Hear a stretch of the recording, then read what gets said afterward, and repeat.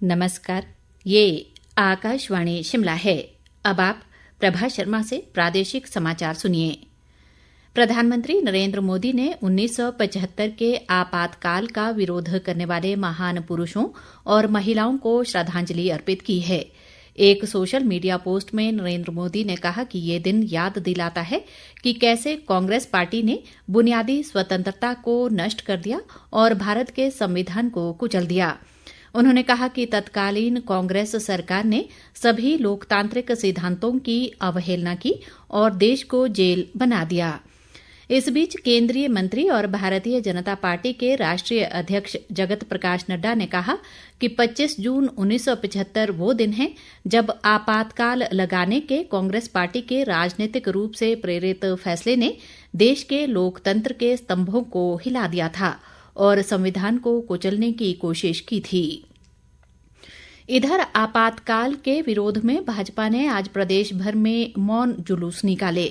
शिमला में निकाले गए मौन जुलूस में पूर्व मंत्री सुरेश भारद्वाज सहित अन्य नेताओं ने भाग लिया। सुरेश भारद्वाज ने कहा कि तत्कालीन प्रधानमंत्री इंदिरा गांधी ने अपनी सदस्यता बर्खास्त होने पर मंत्रिमंडल की सलाह के बिना ही 25 जून 1975 को देश पर आपातकाल थोपा था और भाजपा इस दिन को हर वर्ष काले दिवस के रूप में मनाती है। उन्होंने आपातकाल की अवधि को भारतीय लोकतंत्र पर एक काला धब्बा बताया। विपक्ष के नेता जयराम ठाकुर ने राज्य सरकार पर कानून व्यवस्था बनाए रखने में विफल रहने का आरोप लगाया है।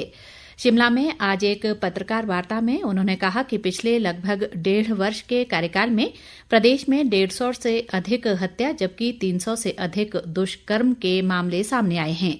जयराम ठाकुर ने कहा कि प्रदेश के इतिहास में पहली बार न्यायिक परिसरों में गोलियां चलने के मामले सामने आए हैं और राज्य सरकार इसे रोकने के लिए कुछ भी नहीं कर रही है।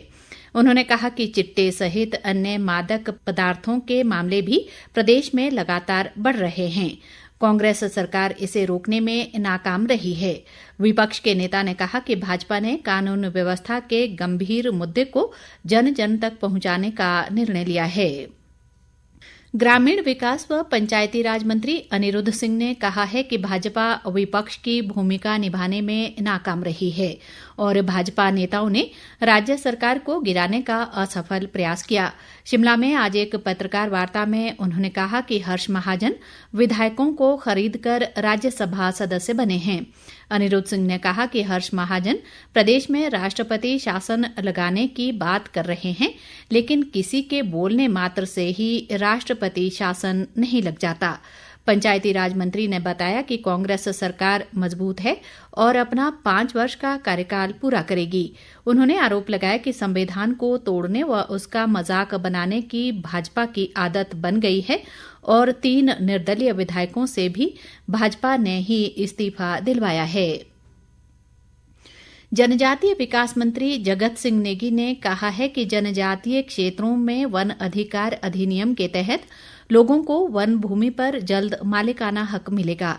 केलंग में आज अधिकारियों के साथ एक बैठक के बाद उन्होंने बताया कि ये अधिनियम जनजातीय लोगों के लिए किसी संजीवनी से कम नहीं है और मालिकाना हक देने की प्रक्रिया जल्द शुरू की जाएगी।